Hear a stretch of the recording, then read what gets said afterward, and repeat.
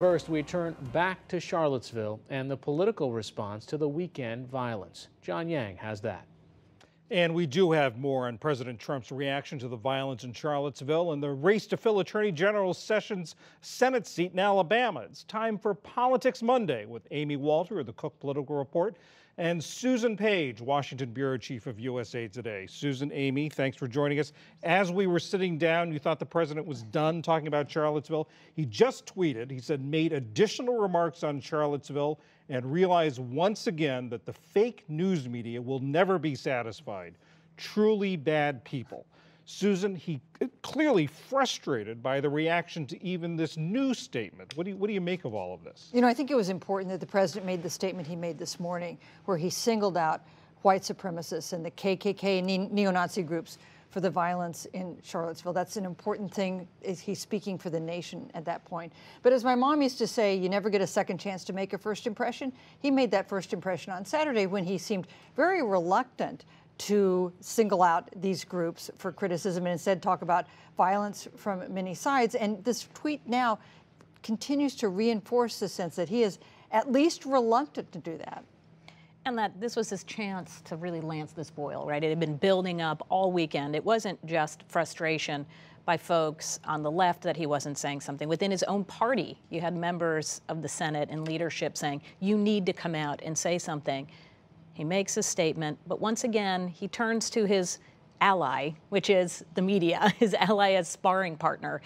This is, this is a president that is defined as much by his enemies as by his allies. And when the media comes and gives criticism, I think he was responding specifically to a CNN reporter who said to him, why did you not do this earlier? He responded back, because you're the fake news. And then there was a sort of a back and forth between the two of them. So I think it was in direct response to that. But again, in the whole, it is the president as his most comfortable when he's sparring with the media, even at a time when the focus should be on what happened in Charlottesville. I mean, this is not the people who organized this protest or the rally in Charlottesville talked about that, named Donald Trump as part of the reason they were doing this. Susan, this isn't over. There are a lot of Confederate statues around the country.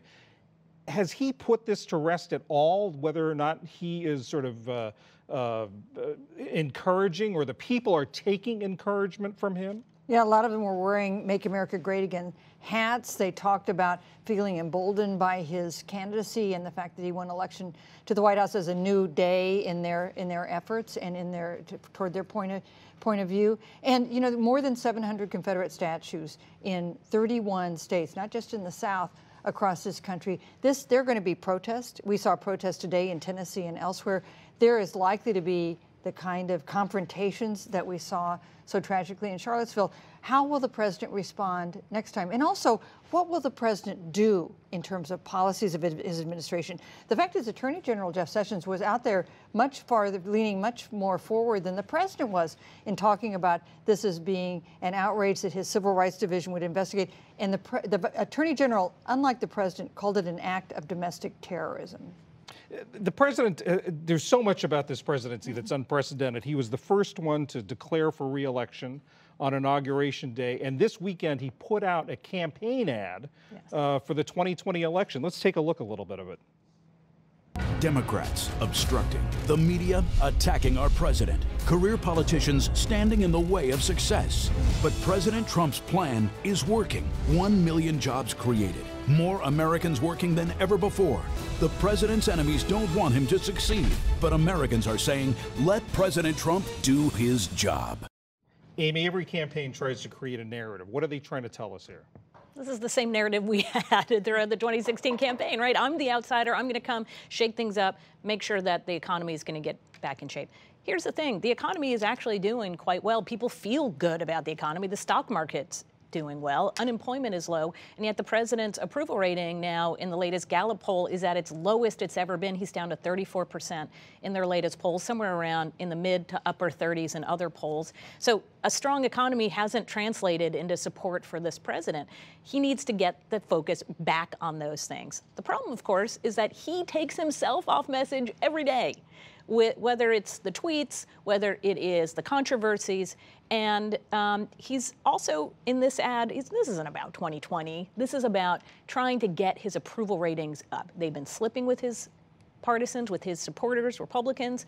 That you've seen a little dip in support there. Independents, the bottom has dropped out among those voters. So trying to remind people, okay, remember you voted for me because I was going to come here and shake things up and things are going to be better for you. Let's focus on that. You know, this is a real sign of weakness on the part of the president, that he feels the need to start airing 30-second ads 6 months into his first term. And the president has always had a solidify the base theory of life. He's never tried to reach out to the voters who didn't support him.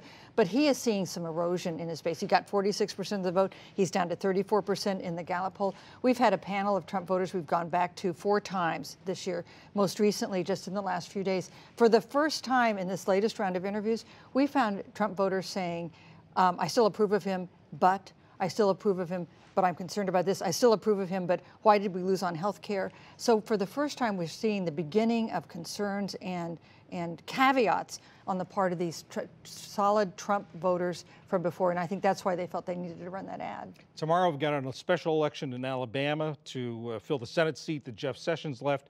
It's a crowded Republican primary. Both Mitch McConnell and President Trump have endorsed one of the candidates, and you'd think that'd be the end of it. But that candidate, Luther Strange, the senator who was appointed to fill the seat, is having trouble just staying in second place to making it into a runoff. What's going on here, Amy? Yeah, well, this is a contest right now in Alabama between who can love Donald Trump the most and hate Mitch McConnell the most, all right, and hate leadership and the establishment the most. So Luther Strange has that strange combination, no pun intended, of being supported by both the insider and the outsider. But even that isn't enough. Trump's endorsement was pretty recent.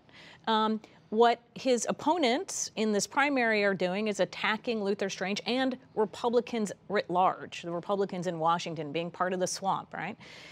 Look, this isn't new, attacking the establishment inside a Republican primary. This has been going on since the Tea Party. What's different, of course, is that they now have a Republican president. And I think many Republicans thought that having a Republican president would kind of quell all of the, the factions within the Republican Party. They were no longer going to be fighting amongst themselves. Obviously hasn't done that. You know, voters are clearly ready to continue to be disruptive. Yeah. You know, the idea that Roy Moore is clearly, we think he's probably going to win this primary, but maybe not. The hope is only to hold him below 50% so he doesn't get the nomination without a runoff. That is a sign that voters continue to be willing to say, we're not going to pay any attention to the advice of the people in charge. We still want to shake things up. Susan Page, Amy Walter, Politics Monday. Thank you very much. Thank you.